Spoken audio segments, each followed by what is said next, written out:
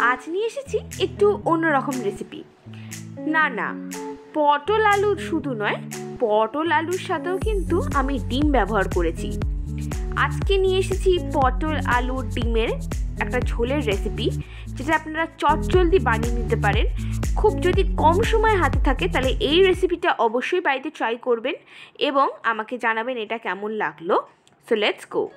তো সবার প্রথমে আমি কিছু ইনগ্রিডিয়েন্টস নিয়ে নিয়েছি, যেটাকে আমি মিক্সিতে পেস্ট করব। তো নিয়ে নিয়েছি একটা মিডিয়াম সাইজের পেঁয়াজ কুচি, টমেটো কুচি, হাফ টমেটো কুচি, 4টে কাঁচা লঙ্কা, রসুন আর আদা। রসুনের 7-8খানা কোয়া নিয়ে নিয়েছি আর হাফ ইঞ্চ আদা। এবারে এই সব কটাকে আমি মিক্সিতে একটা ফাইন পেস্ট তৈরি করে নেব। আর অন্যদিকে আলু এবং পটলকে এরকম ডুমো ডুমো করে কেটে নিয়েছি। আর এখানে ডিম সেদ্ধ করে নিয়েছি। তো ডিমের এই খোলাটাকে আমি ছাড়িয়ে নেব। ফাইন পেস্ট তৈরি করা হয়ে গেছে একদম, দেখতেই পাচ্ছেন। এবারে চলুন নেক্সট স্টেপের দিকে এগোনো যাক।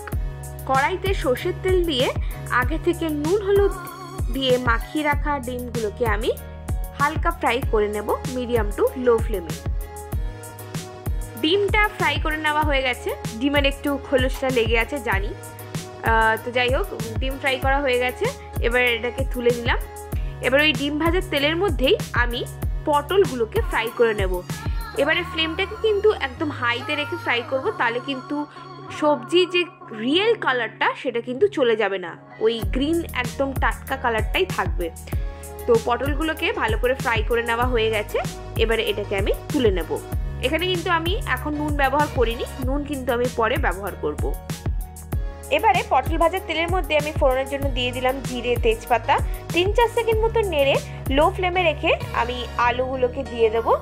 এবারে আলুগুলোকেও আমি ফ্রাই করে নেব। আলু ভাজার পর এবারে যে মশলাটা আমি পেস্ট করে রেখেছিলাম সেটাকে দিয়ে দেব। দিয়ে এবারে এটাকে ভালো করে এটার সাথে কষাতে হবে যতক্ষণ না এর কাঁচা গন্ধটা দূর হচ্ছে। মশলার কাঁচা গন্ধ দূর হয়ে গেছে। এবারে একে একে সব মশলা অ্যাড করব।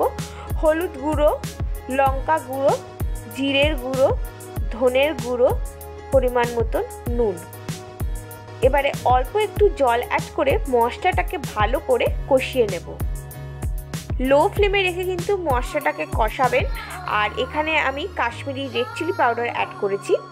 কষাতে কষাতেই আমি অ্যাড করে দিলাম পটল দিয়ে আবারও ভালো করে মিশিয়ে এবারে অ্যাড করে দেব একটু চিনি। চিনিটা স্বাদটাও ভালো হবে এবং কালারটাও যাতে ভালো হয় তাই অ্যাড করলাম, এটা অপশনাল। আবারও এটাকে ভালো করে মিক্স করে নিচ্ছি। এবারে অ্যাড করে দিচ্ছি জল। যে যতটা ঝোল খেতে পছন্দ করেন ততটা জল দেবেন। তার সাথে আমি অ্যাড করে দিচ্ছি আগে থেকে ভেজে রাখা ডিমটা। এবারে এটাকে আমি 10 মিনিটের জন্য ঢাকা দিয়ে রেখে দেব। ঝোলটাকে আমি ফুটতে দেব। 10 মিনিট পর ফিরে এলাম। এবার ঢাকনাটাকে খুলবো। দেখতেই পাচ্ছেন একদম টকবক করে ঝোল ফুটছে।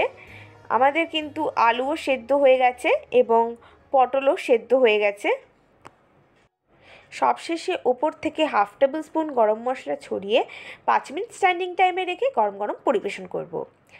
তৈরি হয়ে গেছে আমাদের আজকের রেসিপি আলু পটল দিয়ে ডিমের ঝোল।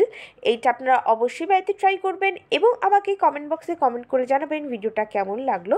ধন্যবাদ।